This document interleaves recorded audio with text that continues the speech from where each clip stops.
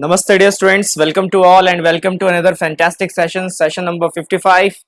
और मेरा नाम है राहुल हंस चौधरी और मैं आप सभी का स्वागत कर रहा हूं पीटी एजुकेशन के यूट्यूब चैनल पे।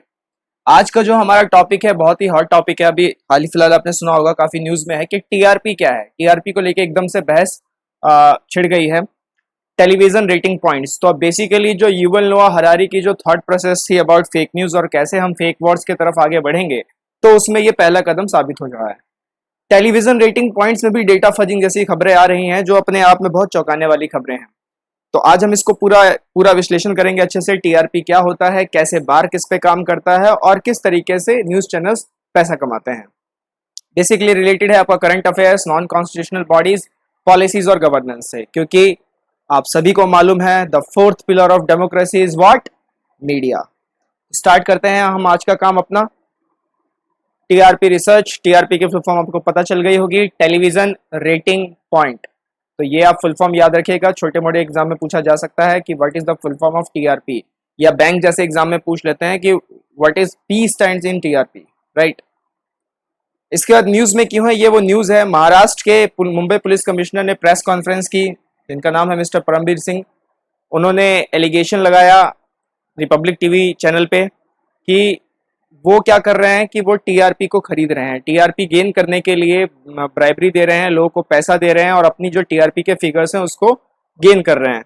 तो why TRP important? Majority of TV channels of India are depending on advertising revenues. तो बेसिकली क्या है कि आपने कुछ इंस्टीट्यूशन बनाया, सपोज कीजिए आपका एक न्यूज चैनल है। अब न्यूज चैनल है तो आपके लिए एक ऑफिस का सेटअप का खर्चा लगेगा, टेक्नोलॉजिकल खर्चे जो उसमें आएंगे, स्टूडियो बनाना है, रिकॉर्डिंग वगैरह, हाई टेक कैमरास वगैरह, और फिर उनके साथ साथ टेक्नोलॉजिस्ट जो उनको एडिट वगैरह करते रहेंगे।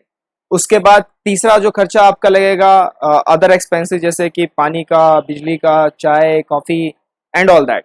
उसके बाद जो लोग आपने हायर कर रखे हैं, सैलरी, उसका खर्चा आपका जाता है। तो ये सारे कुल मिला के जो खर्चे होते हैं, ये एक न्यूज एजेंसी चलाने वाले जो उनके चेयरमैन होते हैं, जो भी उनको हेड करते हैं, जो उनको गवर्न करते हैं, तो ये उनका दायित्व होता है कि वो इन खर्चों को मेंटेन करे। तो अब रेवेन्यू कहाँ से आएगा?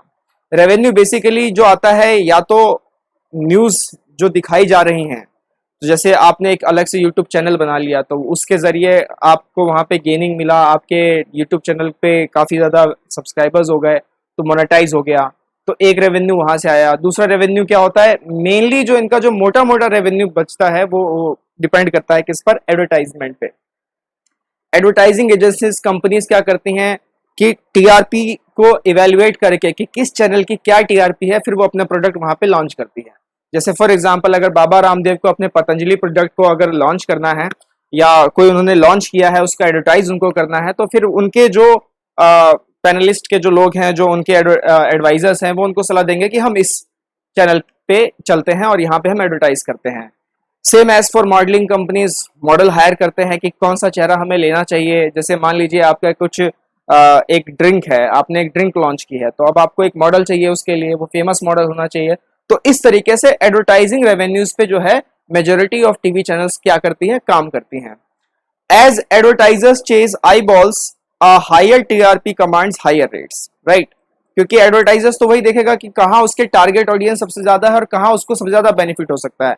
बेसिकली यहाँ पे पूरा जो पिक्चर आता है, कैपिटलिज्म का पिक्चर आता है, पूंजीवाद का यहाँ पे पिक्चर आता है, राइट। तो एडवर्टाइजमेंट अपने हिसाब से सोचेगा कि मुझे यहाँ से ज्यादा फायदा है तो मैं यहाँ पे चलूं। सेम एज न्यूज चैनल भी सोचेंगे कि हमें टीआरपी किसी तरीके से गेन करनी, ताकि हम अपने रेवेन्यू को क्या कर सके? बढ़ा सके। तो ये पूरा प्रोसेस रहता है। इसके बाद हाउ इट मेजर्ड, तो बार्क पिक्चर में आती है, राइट। बार्क, नेक्स्ट पिक्चर केम बार्क, यानी कि broadcast audience research council of India. It is not Bhabha atomic research centre. तो बार्क आप ध्यान रखिएगा, 2010 में ये बनाया गया था, हेडक्वार्टर इसका मुंबई में ही है। और इस वक्त के जो इनके प्रेजेंट चेयरमैन है, कौन है उनका नाम आप मुझे बता दीजिए। Who is the present chairman of BARC, right. तो बेसिकली क्या है कि E&Y की अगर एक रिपोर्ट माने तो इंडियन मीडिया जो एंटरटेनमेंट इंडस्ट्री है, उनका पिछले साल का जो रेवेन्यू रहा वो रहा 78,700 करोड़। ये रेवेन्यू जनरेट किया है किसने? इंडियन मीडिया और न्यूज और एंटरटेनमेंट इंडस्ट्री ने।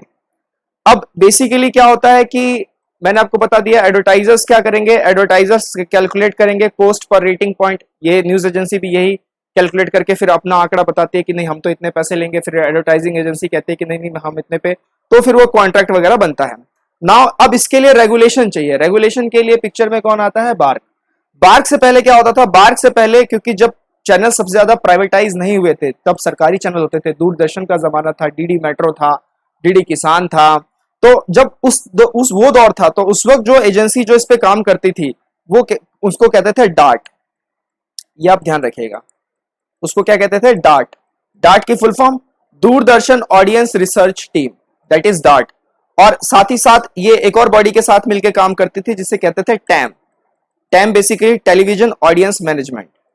तो ये दोनों मिलकर पहले काम करते थे, लेकिन धीरे धीरे क्या होने लगा कि चैनल्स प्राइवेटाइज होने लगे, सैटेलाइट्स काफी ज्यादा लॉन्च होने लगे। जो केबल से जो जाता था एंटीना, याद होगा आपको कि एंटीना छत पे जाके घुमाना पड़ता था टीवी देखने के लिए, और कोई ऊपर से बोलता था कि आया, तो नीचे से जवाब आता था नहीं नहीं अभी नहीं आया, घुमाते रहो। तो इस तरीके से चीजें थी उस वक्त।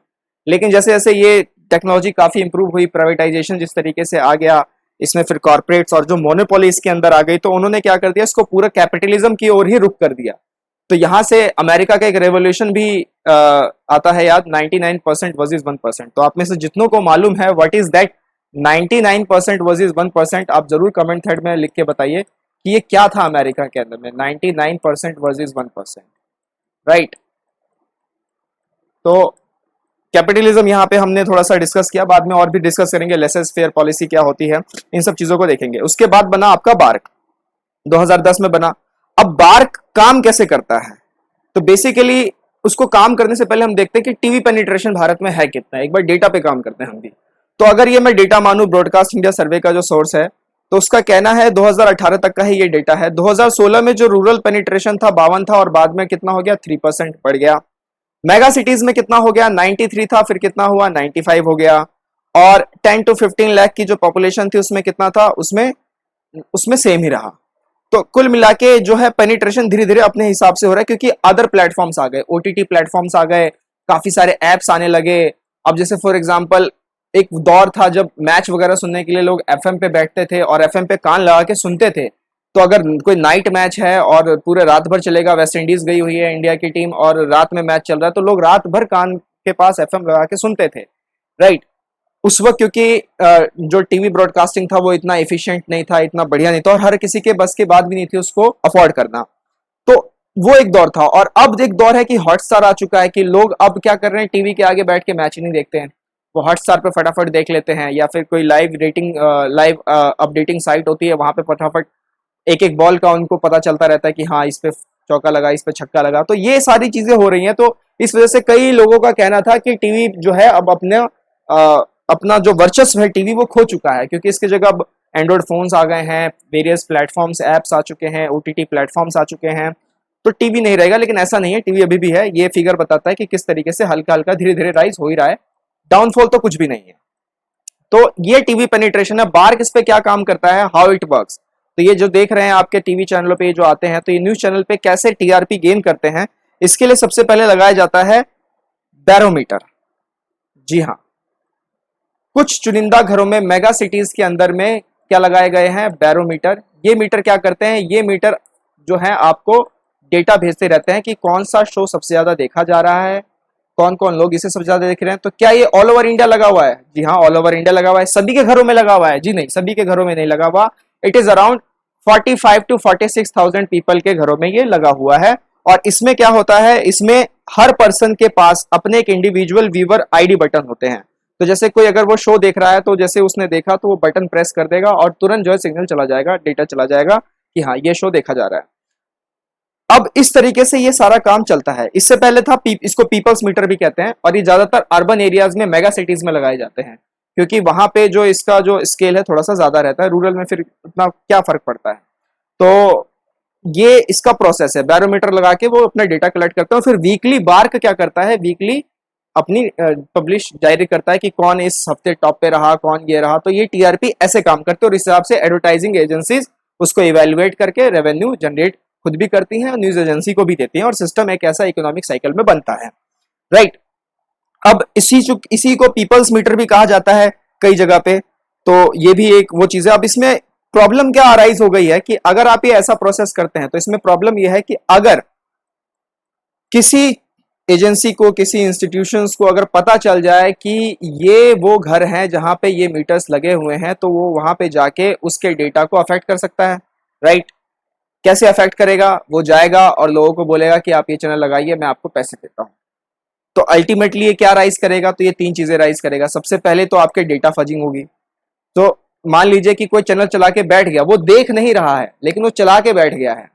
इट डजेंट मीन टीआरपी जा रही है उसकी, लेकिन इट डजेंट मीन कि वो क्वालिटी वाइज है।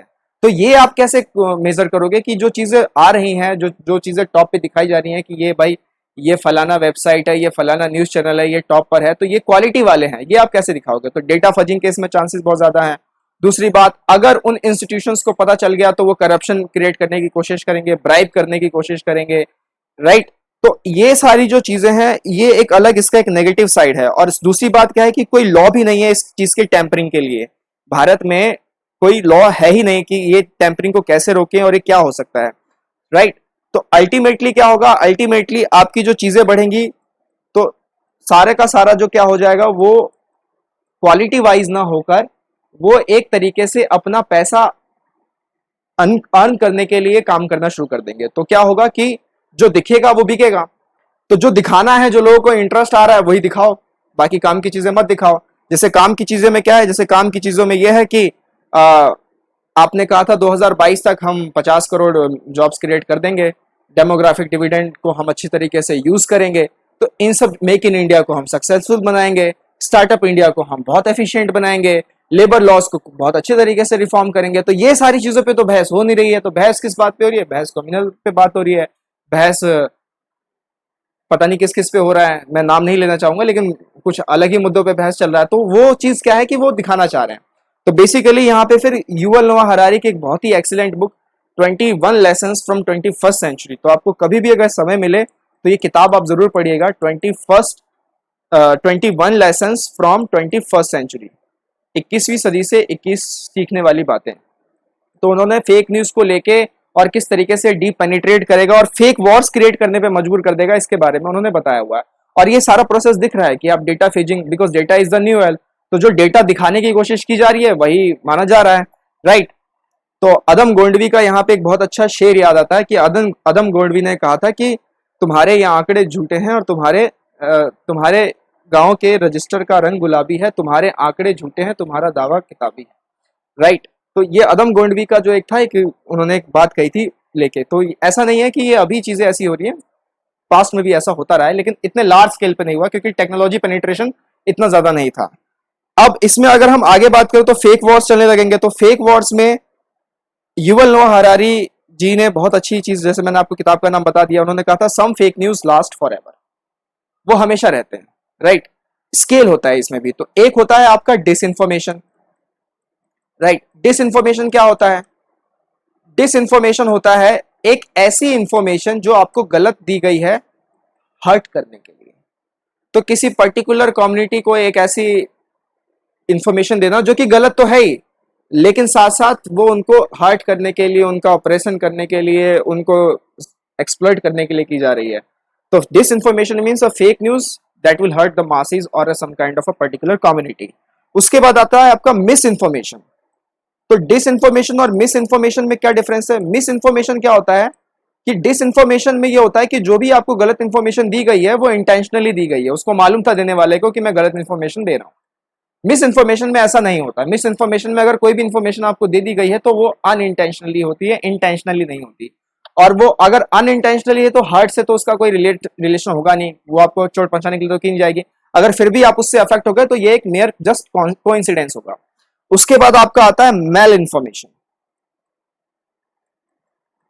मेल इन्फॉर्मेशन, मेल इन्फॉर्मेशन का मतलब क्या होता है? आपको एक झूठी जानकारी दे दी गई है लेकिन कुछ हर्ट करने के लिए नहीं दी गई है।